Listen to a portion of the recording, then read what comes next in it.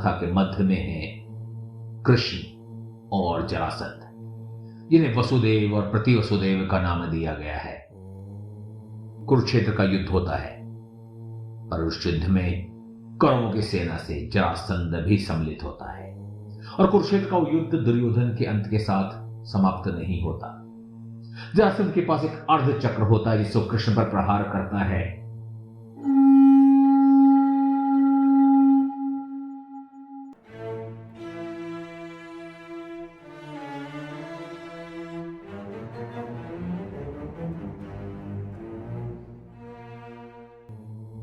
भारतवर्ष के गौरवशाली और सनातन संस्कृति, सांस्कृतिक धरोहर और खास करके महाभारत पर आस्था रखने वाले आप सभी का महाभारत खोज के इस महाअभियान में एक बार पुनः अभिनंदन करता हूं। मैं विवेक दत्त मिश्र। महाभारत आप सभी का कल्याण करें। महाभारत खोज के श्रोताओं के लिए एक बड़ी जानकारी यह है कि इस खंड से महाभारत खोज न सिर्फ पॉडकास्ट प्लेटफॉर्म से उपलब्ध होगा वरन YouTube पर भी उपलब्ध होगा, जिसका पता होगा youtube.com/viveksepic और यहां पर हम चर्चा करेंगे न सिर्फ महाभारत खोज पर वरन रामायण, भारत के विस्तृत इतिहास, भारत की विराटता और अन्य कई विषय पर। तो आपसे अनुरोध है, जैसे आप महाभारत खोज के साथ जुड़े वैसे ही हमारे YouTube चैनल के साथ भी जुड़े, लोगों को जोड़े और श्रुति स्मृति की इस परंपरा को बढ़ाने में हमारी मदद करें। तो इसके साथ ही आरंभ करते हैं आज का अध्याय। महाभारत खोज के खंड 3 यानी कि सीजन 3 का आगाज किया हमने महाभारत के 18 पर्वों में से दूसरे पर्व सभा पर्व से। पिछले अध्याय यानी कि अध्याय 1 में हमने चर्चा की थी इंद्रप्रस्थ के भव्य माया सभा के निर्माण पर, नारद मुनि के आगमन पर, नारद मुनि द्वारा हरिश्चंद्र की कथा सुनाने पर और युधिष्ठिर को राजसूय करने के लिए प्रेरित करने पर। नारद मुनि ने युधिष्ठिर को न सिर्फ राजसूय के लिए प्रेरित किया वरन उसके मार्ग में आने वाले बाधा ब्रह्म राक्षस के बारे में भी जानकारी दी। कैसे होते हैं ब्रह्म राक्षस? भारतवर्ष के सनातन इतिहास को जानने वाले आप सभी भगवान विष्णु के छठे अवतार भगवान परशुराम के नाम से अवश्य परिचित होंगे कि कैसे उन्होंने 21 बार क्षत्रिय समूल नाश किया। और प्रश्न ये उठता है कि यदि क्षत्रियों का समूल विनाश हुआ तो फिर क्षत्रियों की पुनरुत्पत्ति कैसे हुई? इसलिए बार बार आपसे कहता हूं कि जाति और वर्ण के बीच का अंतर समझें। वर्ण जाति नहीं, गुण है। प्रजाति लुप्त हो सकते हैं, वर्ण नहीं, ऐसे समझे। सभी योद्धाओं के लुप्त होने के बाद कोई ना कोई वीर तो धर्मार्थ शस्त्र उठाएगा ही और तब वही क्षत्रिय बन जाएगा। ठीक वैसे ही जैसे अन्याय के खिलाफ जब ब्राह्मण राम ने शस्त्र उठाया तो क्षत्रिय परशुराम बन गए। हाँ, ये अलग बात है परशुराम ने कभी भी अपने ब्रह्मत्व का त्याग नहीं किया और ना ही क्षत्रियों के नवीन वंशों को पनपने से रोका। कालांतर में क्षत्रियों के अनेक शाखाएं, अनेक वंश, अनेक राजवंश उत्पन्न हुए, पर उनमें से ज्यादातर क्षत्रिय राजवंश अपनी वंशावली या तो सूर्य वंश इक्ष्वाकु कुल से जोड़ते हैं या पुरर्वा के सोमवंश यानी कि चंद्रवंश से। इक्ष्वाकु के सूर्य वंश में उत्पन्न हुए राजा भगीरथ, हरिश्चंद्र और मर्यादा पुरुषोत्तम श्री राम। उसी तरह पुरर्वा के सोमवंश यानी चंद्रवंश में उत्पन्न हुए महापराक्रमी राजा नाहुष, भरत, राजा कुरु और राजा यदु। इन्हीं राजा कुरु के वंशज आगे चलकर कौरव कहलाए और यदुवंशियों के शिरोमणि बने श्री कृष्ण। कौरव और यादवों के अलावा महाभारत काल में कम से कम 101 महत्वपूर्ण क्षत्रिय राजवंश थे जो अपनी उत्पत्ति इन्हीं शौर्य वंश और सोमवंश से गिनते थे। आप सोच रहे होंगे कि इस विस्तृत वंशावली का क्या संबंध है ब्रह्म राक्षस से? ब्रह्म राक्षस भी कोई प्रजाति कोई असुर नहीं होते थे। ब्रह्म शक्ति यानी कि विधायक शक्ति, विलोम और पूरक होते थे। जहां ब्रह्म शक्ति सर्वे भवन्तु सुखिनः सर्वे सन्तु निरामया का जाप करती है, ब्रह्म राक्षस का मूल मंत्र होता है अहम एको द्वितीयो नास्ति।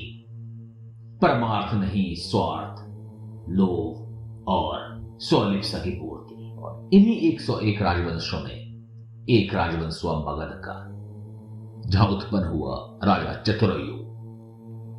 कहते हैं ना, एक मछली पूरे तालाब को गंदा कर देती है। राजा चतुरयु वही मछली थी जिसने अपने लोभ स्वार्थ में संपूर्ण राजवंशों को परस्पर युद्ध की विभीषिका में झोंक दिया और आर्यवर्त को एक युद्ध भूमि बना डाला।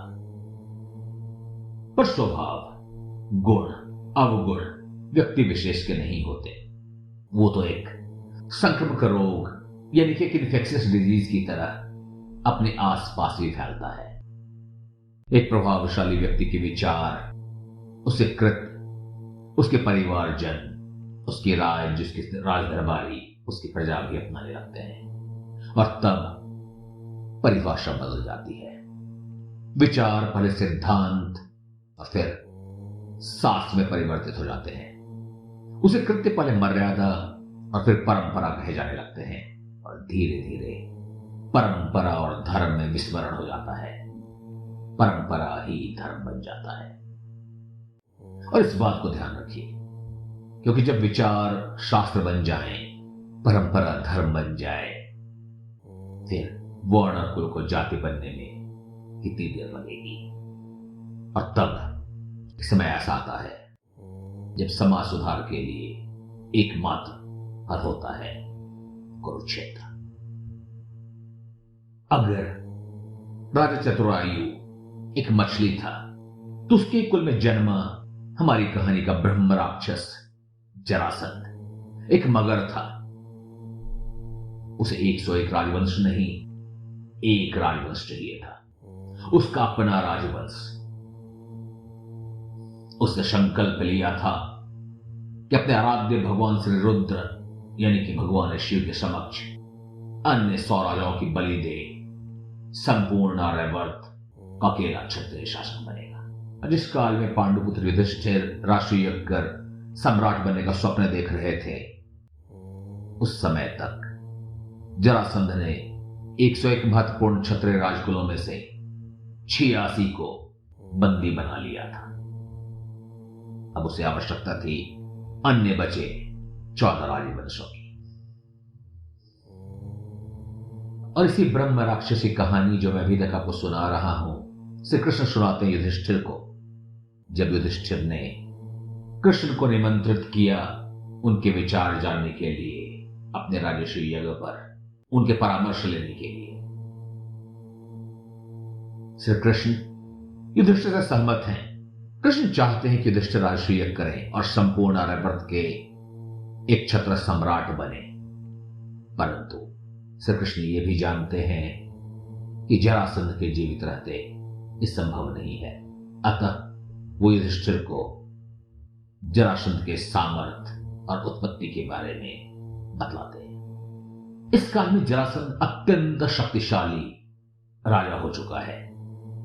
101 महत्वपूर्ण क्षत्रिय राजवंशों में से 86 वंशों के राजा उसके अधीन हैं। सशक्त शासक जैसे कि शिशुपाल, राजा भीष्मक उसके अनुयायी हैं और अन्य राजकुल या तो उसके बंदी हैं या उसके डर से सुदूर प्रदेशों में पलायन कर चुके। कदाचित इस काल में हस्तिनापुर और पांचाल जैसे कुछ एक शक्ति संपन्न राज्य ही अभी तक जरासंध के प्रभाव में आने से बचे रह पाए थे। श्री कृष्ण यहां पर इसी जरासंध के अनुयायी मथुरा के राजा कंस की कहानी सुनाते हैं कि कैसे जरासंध का जमाता, उसकी 2 पुत्रियों का पति कंस जरासंध के शक्ति के आवेश में आकर अपने ही परिजनों को प्रताड़ित करने लगा, अपने ही परिजनों को कष्ट देने लगा। और कैसे उसके आतंक से मुक्ति दिलाने के लिए श्री कृष्ण अपने अग्रज बलराम के साथ मिलकर कंस का वध करते हैं। कंस के वध के बाद मथुरा निवासियों को लगा था कि उनके कष्टों से उनको मुक्ति मिल गई है, परंतु कंस की दो पत्नियां जो जरासंध की पुत्रियां थी, अपने पति की मृत्यु का प्रतिशोध लेने के लिए अपने पिता को उस्काती हैं। जरासंध बारंबार मथुरा पर आक्रमण करता है। यदुवंशियों की सभा, यदुवंशियों के 18 कुलों की बैठक होती है और वो अपनी शक्ति का आकलन लगाते हैं। उनका सामूहिक आकलन कुछ ऐसा था कि यदि हर मथुरावासी 100 जरासंध के सेना का भी वध करे तो भी जरासंध के विनाश में 300 वर्षों का समय लगेगा, और इससे आपको जरासंध की शक्ति का कुछ भान मिलेगा। जरासंध की शक्ति के केंद्र बिंदु में थे उसके 2 सेना नायक और सिपासालार, कौशिक और चित्रसेन, जो हंस और डिंबक के नाम से भी प्रसिद्ध थे। वो धनुर्धर योद्धा थे, चतुर थे और अद्भुत रणनीतिकार थे, और उनके रहते जरासंध को पराजय करना मानो असंभव था। साथ ही साथ कृष्ण युधिष्ठिर को जरासंध के जन्म की उस लोकप्रिय कथा से भी अवगत कराते हैं जिसमें मगध के राजा बृहद्रथ और उनकी 2 पत्नियों को अथक प्रयास के बाद भी पुत्र प्राप्त नहीं हो सका था। और तब एक ऋषि ने राजा बृहद्रथ को एक फल दिया। फल उन्हें अपनी रानी को देना था पुत्र प्राप्ति के लिए, पर बृहद्रथ, जो अपनी दोनों रानी को सामान्य रूप से प्यार करते थे, उस फल को विभाजित करके दोनों रानियों को खिलाया। नतीजा, दोनों रानियों ने आधे आधे पुत्र को जन्म दिया, बीच से आधा आधा। दासियों ने डर कर दोनों निष्प्राण शरीरों को जंगल में फेंक दिया, जहां एक जरा नामक राक्षसी ने उसे उठाया भोजन के लिए, और जब वो उसे एक साथ हाथ पकड़ती है तो 2 टुकड़े जुड़ जाते हैं और बालक जीवित हो जाता है। उसके रोने और चिंगाड़ को सुनकर जरा राक्षसी उसे राजा के पास वापस पहुंचा देती है, और इस तरह उस बालक का नाम जरासंध पड़ा। मैं जानता हूं आप क्या सोच रहे हैं। आप सोच रहे हैं कि यह कथा कितनी अविश्वसनीय है। कौन भला विश्वास करेगा इस तरह की अनर्गल कथा पर? और यदि ये जरासंध की जन्म की कथा काल्पनिक है तो फिर हुआ ना संपूर्ण महाभारत भी काल्पनिक, एक कोरा कल्पना। ध्यान दें, पिछले सदी के पहले तक लोग पुष्पक विमान, वायु मार्ग से सफर को भी कोरी कल्पना ही मानते थे। दिव्यास को भी कोरी कल्पना ही मानते थे, जब तक कि हम ड्रोन्स और माइक्रो ड्रोन्स को नहीं बना सके और दूर से संचालित यंत्र का संधान न कर सके। हाँ, आज अनेक बच्चे ऐसे पैदा होते हैं जिनके पूर्ण अंग विकसित नहीं होते। अभी हाल में मैंने पढ़ा कि कैसे चिकित्सकों ने एक नवजात बालक के पूंछ को से अलग किया, पर जरासंध की कथा तो कोरी कल्पना ही मालूम होती है, क्योंकि जब तक वैज्ञानिक स्तर तक न पहुंच जाए हर कृत्य काल्पनिक नजर आता है। तो अपनी कल्पना शक्ति को बल देने के लिए मैं आपको कुछ एक और पर्याय पर विचार करने के लिए आपको कहूंगा। पहला, ऐसा हो सकता है कि इस कथा को विज्ञान नहीं मनोविज्ञान के हिसाब से राजा बृहद्रथ ने प्रजा में फैलाया हो, और ऐसा भी हो सकता है कि ये कथा कथावाचकों ने आगे चलकर जोड़ा हो। बहरहाल जो भी हो, एक छोटे से जोड़ से पूरी कथा झूठी नहीं बन सकती। एक उदाहरण देता हूं। सन 1965 में भारत और पाकिस्तान के बीच एक प्रचंड युद्ध हुआ। क्या बता सकते हैं उस युद्ध में कौन विजयी हुआ? आप कहेंगे निश्चय ही भारत। पर थोड़ा रुके। पाकिस्तान और ऑस्ट्रेलिया के इतिहास को पढ़ें तो आप पाएंगे कि उसे भारत नहीं पाकिस्तान विजय हुआ था। यानी कि भारत पाकिस्तान के इतिहास को झुठलाता है और पाकिस्तान भारत के इतिहास को। यहां पर हम एक मत नहीं होते, तो कैसे ये निष्कर्ष निकाला जा सकता है कि भारत और पाकिस्तान के मध्य 1965 में कोई युद्ध ही नहीं हुआ। कुछ एक प्रसंग से संपूर्ण इतिहास को नहीं झुठलाया जा सकता है। अब जरासंध का जन्म विज्ञान था या नहीं, इसकी चर्चा को दरकिनार करते हैं। वो एक मनोविज्ञान अवश्य था, एक ऐसा मनोविज्ञान जो जरासंध को एक अलौकिक शक्ति में परिवर्तित कर रहा था, larger than life mystical figure, और इसका असर पांडुपुत्र युधिष्ठिर पर पड़ रहा था। अब वो अपने राजसूय यज्ञ पर पुनः विचार कर रहे थे। युधिष्ठिर कहते हैं कि हे केशव, भीम और अर्जुन मेरी दो आंखें हैं और आप मेरे मस्तिष्क हैं। भला कोई व्यक्ति अपनी आंखों और मस्तिष्क के बिना कैसे रह सकता है? अतः हम इस राजसूय यज्ञ के विचार को दरकिनार कर सकते हैं। यहां पर हमें युधिष्ठिर की चिरपरिचित भय और अविश्वास का एक बार फिर से दर्शन होता है। ध्यान रखें, ऐसा युधिष्ठिर बारंबार करते हैं जैसे कि उस प्रतिस्पर्धा की सभा में जब कर्ण अर्जुन को ललकारता है, या फिर बकासुर वध के प्रसंग में, या फिर द्रौपदी स्वयंवर के प्रसंग में। और ऐसे समय में उन्हें पुनः आत्मविश्वास संचार की आवश्यकता होती है, और जिस बात का बीड़ा उठाते हैं श्री कृष्ण, भीमसेन और अर्जुन। कृष्ण अपनी कहानी को पूरी करते हुए समझाते हैं कि क्यों अभी जरासंध पर आक्रमण करना एक अच्छा अवसर है। और जैसा कृष्ण ने पहले ही बतलाया कि जरासंध की शक्ति के केंद्र में थे जरासंध के दो सिपा सालार हंस और डिंबक, यानी कि कौशिक और चित्रसेन, जो अद्भुत रणनीतिकार थे और वो बारंबार हो रहे मथुरा के आक्रमण की अगुवाई भी करते थे। और जरासंध की सेना ने जब 17वीं बार मथुरा पर आक्रमण किया, तब सेना का संचालन कर रहे थे हंस और डिंबक। और उस 17वें युद्ध के 18वें दिन अकस्मात हंस वीर गति को प्राप्त होते हैं। डिंबक अपने मित्र हंस की मृत्यु को बर्दाश्त नहीं कर सकते और शोक में डूब जाते हैं, और फिर अपने जीवन को अंत करने का निर्णय करते हुए यमुना में छलांग लगा देते हैं। ये कोई नियति नहीं, नियति का छल था। वास्तव में हंस वीर गति को प्राप्त नहीं हुए थे, वो एक दूसरा ही सेना नायक था जिसका नाम हंस था, जो मृत्यु को प्राप्त हुआ था। यानी कि डिंबक शस्त्र नहीं, छल से मृत्यु को प्राप्त होते हैं।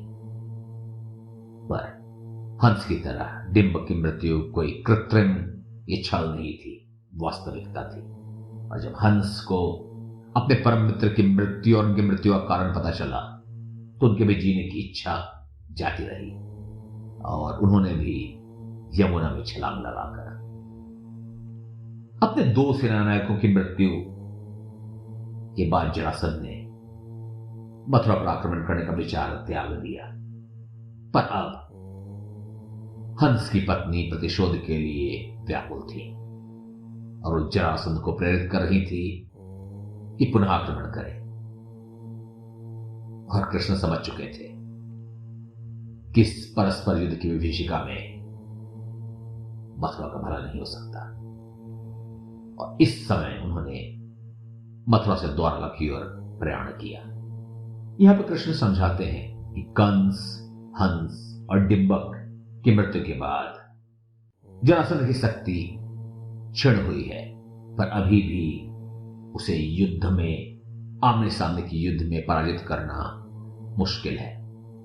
यहां पर भीमसेन रणनीति का महत्व स्पष्ट करते हुए कहते हैं कि यदि रणनीति स्पष्ट हो, रणनीति कारगर हो, तो एक कमजोर भी अपने से अधिक शक्तिशाली और दुर्जय समझे वाले शत्रु को समाप्त कर सकता है।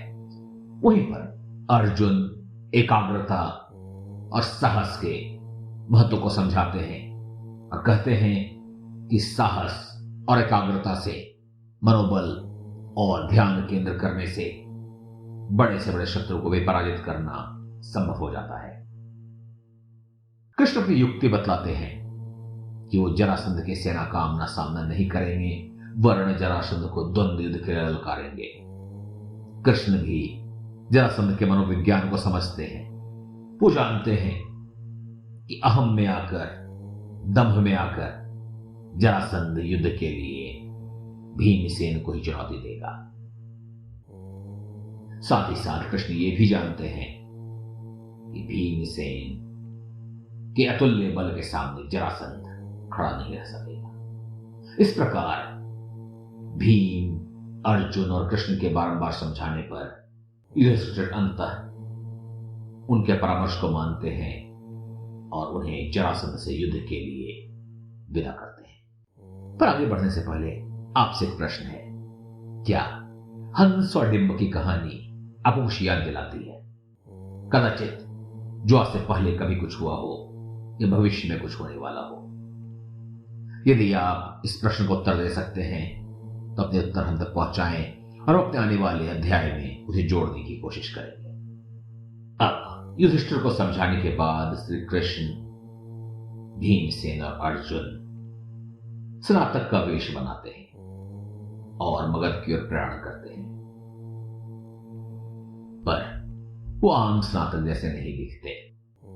वो स्वयं को फूल के हारों से संवारते हैं, सुगंधी लेप लगाते हैं और मगध की राजधानी गिरिराज पहुंचकर वहां के मुख्य द्वार से प्रवेश करने के बजाय पास स्थित चैत्र पर्वत को ध्वस्त करते हुए अपने लिए मार्ग बनाते हैं। साथ ही वहां पहुंचकर मगध के अमात्यों द्वारा दिए गए पुरस्कार और उपहार को लेने से भी अस्वीकार कर देते हैं और तब जरासंध स्वयं उनके समक्ष उपस्थित होता है। जरासंध स्नातकों का सम्मान करता था और दिन रात कभी भी आए हुए स्नातक को कभी भी उसके मनचाहे उपहार देने से मना नहीं करता था। आप कह सकते हैं कि जरासंध भी दानवीर था, पर जरासंध आगंतुकों के वेशभूषा और व्यवहार से संकित है। वो कहता है, मैं संसार के स्नातकों के गुणों को जानता हूं। स्नातक कभी भी फूल माला और गंध से अपना श्रृंगार नहीं करते। सच बताओ, तुम लोग कौन हो?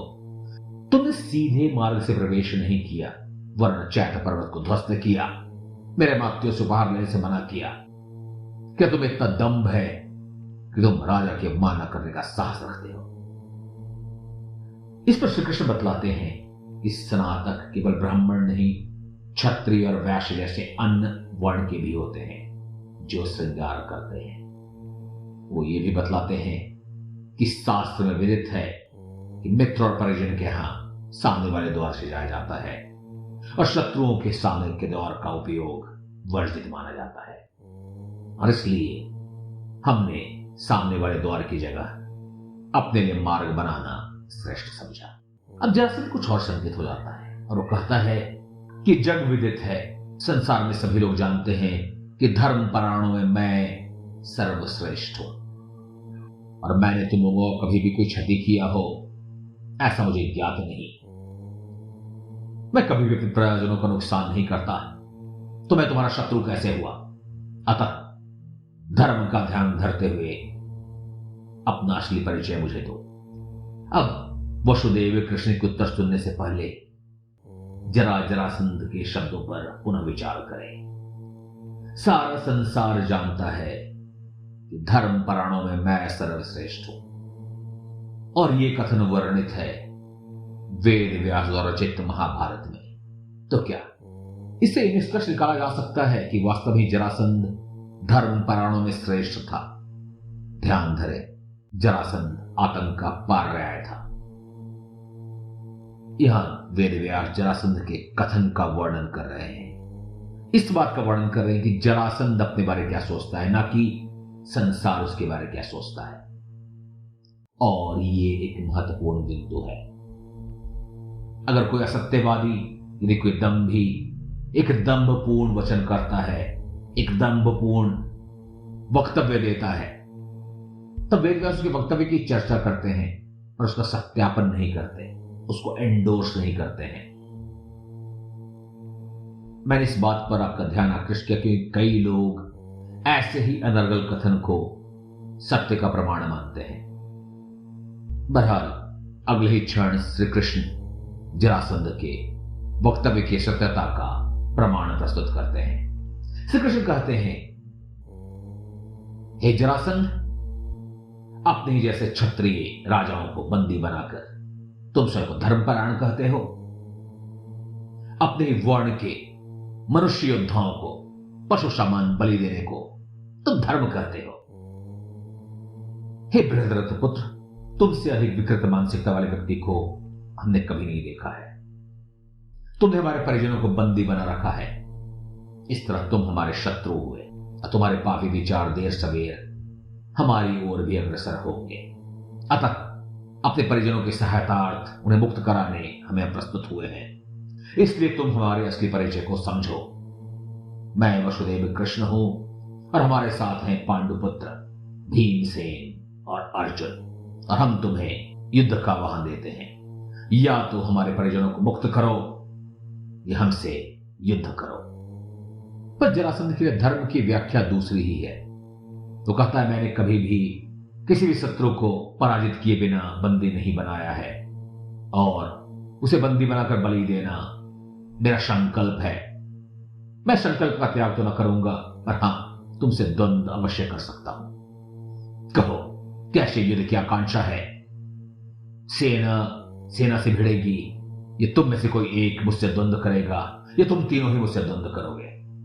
कृष्ण उत्तर देते हैं, हम में से किससे तुम्हें द्वंद्व करना है, इसका चुनाव तुम स्वयं कर लो। उस पर जरासंध कहता है कि ऐसा है तो मैं भीमसेन का चुनाव करता हूं। यदि पराजय होनी ही है तो अपने से श्रेष्ठ योद्धा के हाथों यही श्रेष्ठकर है। इसमें कोई संदेह नहीं कि जरासंध एक वीर योद्धा था। उसे वीरता की कमी नहीं थी, साहस की कमी नहीं थी। और इसे मैंने पहले भी आपको बारंबार ध्यान दिलाया है, साहस और शक्ति एक नहीं होते। शक्ति से श्रेष्ठ होता है साहस, वीरता। पर वीरता भी नायक का असली परिचय नहीं हो सकता। नायक और खलनायक का असली परिचय होता उसका ध्येय, और उस ध्येय में बसा हुआ उसका धर्म। और उसी धर्म के अभाव में जरासंध की साहस और शक्ति दोनों ही महत्वहीन है। एक भीषण मल्लयुद्ध प्रारंभ हो गया, इतना भीषण जिसकी तुलना पौराणिक काल के देवराज इंद्रवृंत के युद्ध से की जाने लगी।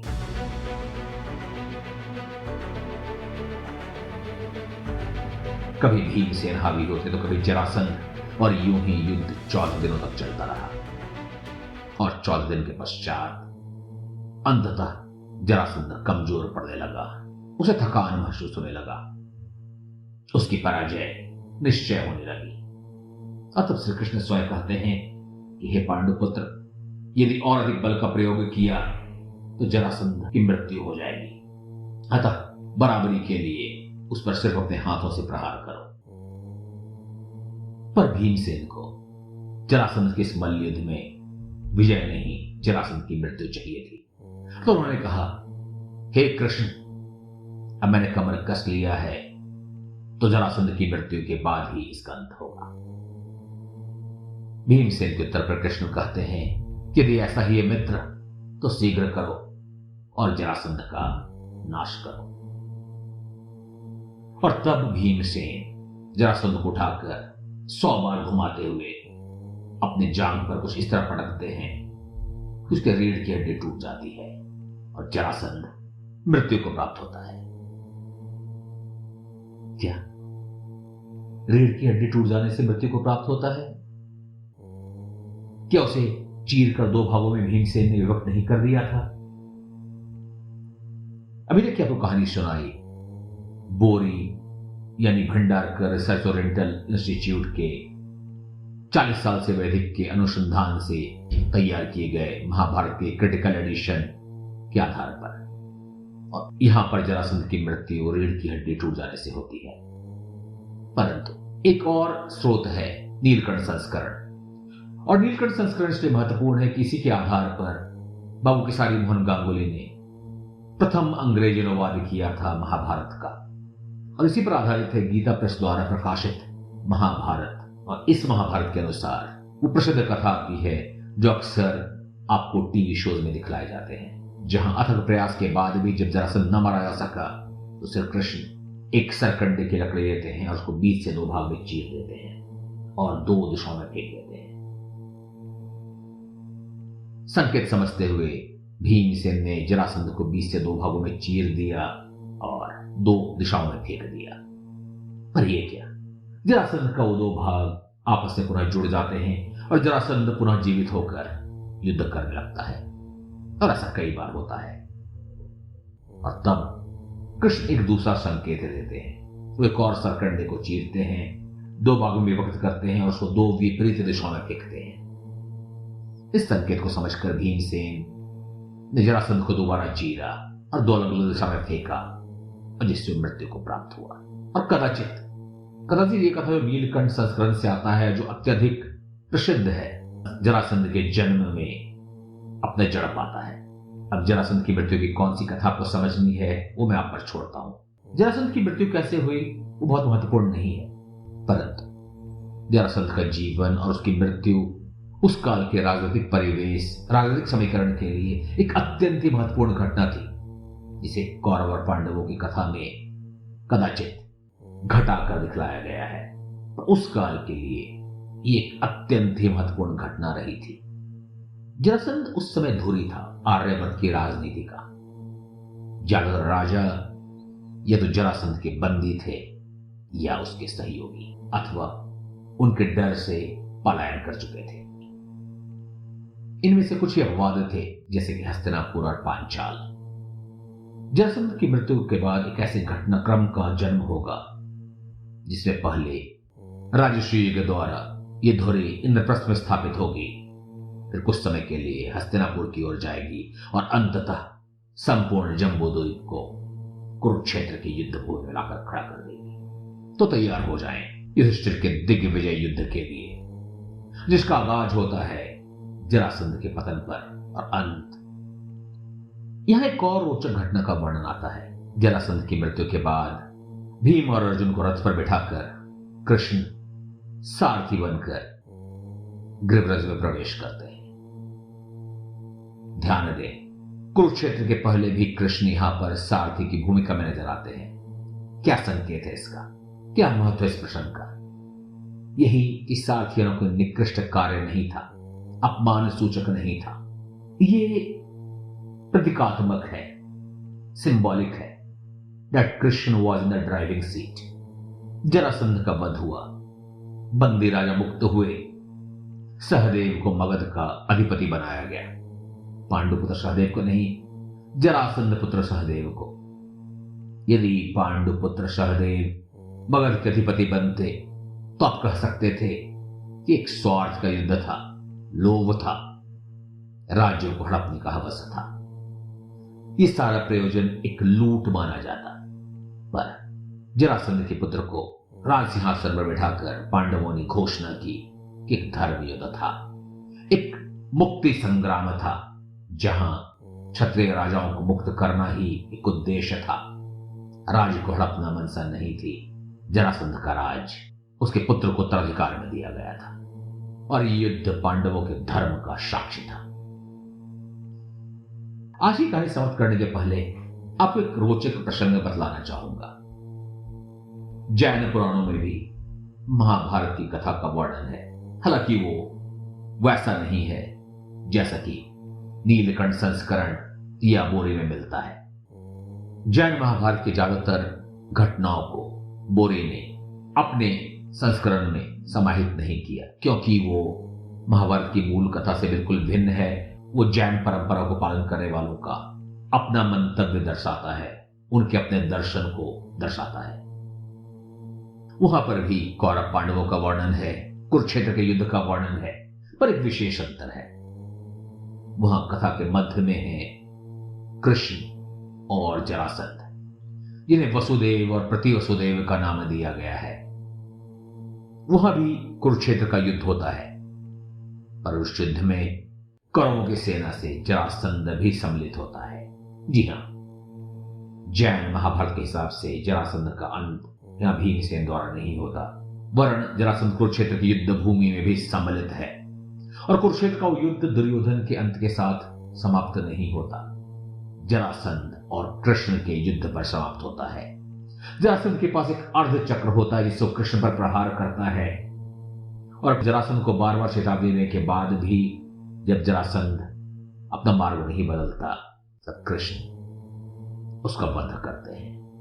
जैसा मैंने कहा, इस कथा का बोरी या महाभारत के मूल अध्याय में कहीं भी वर्णन नहीं है, वरन यह महाभारत के मूल अध्याय का खंडन करती है, इसलिए इसे प्रमाणिक नहीं बताया जा सकता, पर यह जरासंध के महत्व को अवश्य दर्शाता है। वैसे आपका क्या विचार है? जरासंध कुरुक्षेत्र के युद्धभूमि में उपस्थित था या नहीं था? अपने विचार, अपने उत्तर हम तक पहुंचाएं।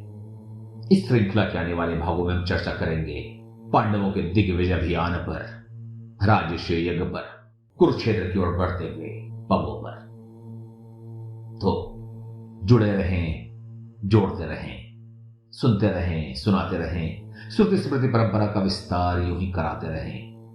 ध्यान रखें, आपके सहयोग और सहभाग से ही भारत की गौरवशाली इतिहास और संस्कृति का विस्तार संभव है।